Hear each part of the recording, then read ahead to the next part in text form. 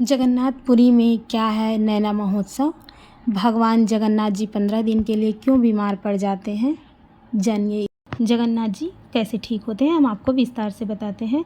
भगवान जगन्नाथ हर साल पूर्णिमा स्नान के बाद बीमार हो जाते हैं और 15 दिनों के लिए अनवसर अंतिम संस्कार में चले जाते हैं, जिसके बाद नैना उत्सव मनाया जाता है जब तक वे ठीक हो जाते हैं।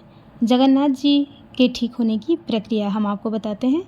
स्नान पूर्णिमा, ज्येष्ठ पूर्णिमा के दिन भगवान जगन्नाथ, बलभद्र और सुभद्रा को 108 घड़े के जल से स्नान कराया जाता है। अनवसर, स्नान के बाद तीनों देवता बीमार पड़ जाते हैं और 15 दिनों के लिए अनवसर में चले जाते हैं, जहां उनके दर्शन नहीं हो पाते हैं।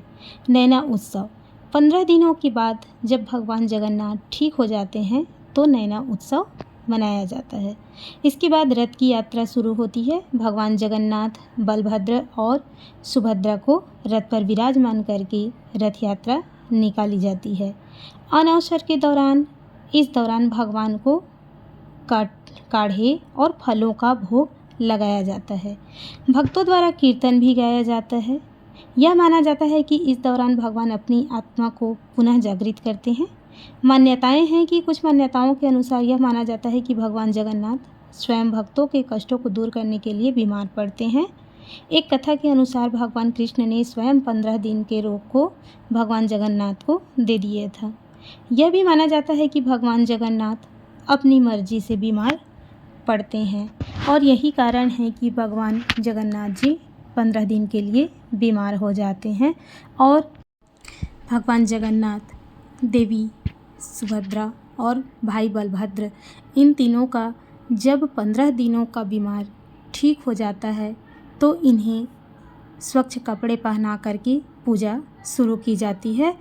इस बीच महोत्सव, जो कि नैना महोत्सव है, उसके बाद रथ यात्रा निकाली जाती है, जिस पे काफ़ी जनसंख्या में आपको देखने को मिलेगी। बहुत ही भीड़ रहती है और इस तरह से इसे सजाया जाता है। जगन्नाथ मंदिर का जो रथ यात्रा निकलती है वह बहुत ही भव्य और शानदार रहती है।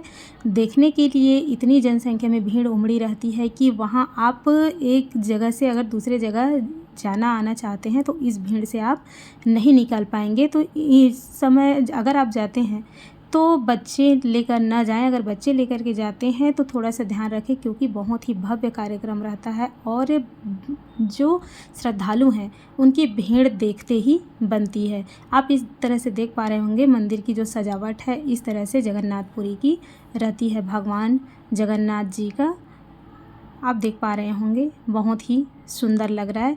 अगर आप कभी पुरी जाने की इच्छा करते हैं तो रथ यात्रा के दौरान अवश्य जाएं और वहां भगवान जगन्नाथ जी के दर्शन ज़रूर करें। इस तरह से आप देख पा रहे होंगे कि भीड़ में कोई कमी नहीं है, यानी कि श्रद्धालु इतने हैं कि अपने भगवान की दर्शन करने के लिए भीड़ नहीं, कुछ भी हो वहाँ ज़रूर पहुँचते हैं। और कहा जाता है कि हर व्यक्ति यहाँ नहीं पहुँच पाते। कोई भी मंदिर हो, जब तक कि भगवान स्वयं आपको नहीं बुलाते आप वहाँ तक नहीं पहुँच पाएंगे। अगर वीडियो अच्छा लगे तो प्लीज़ चैनल को लाइक और सब्सक्राइब ज़रूर करें।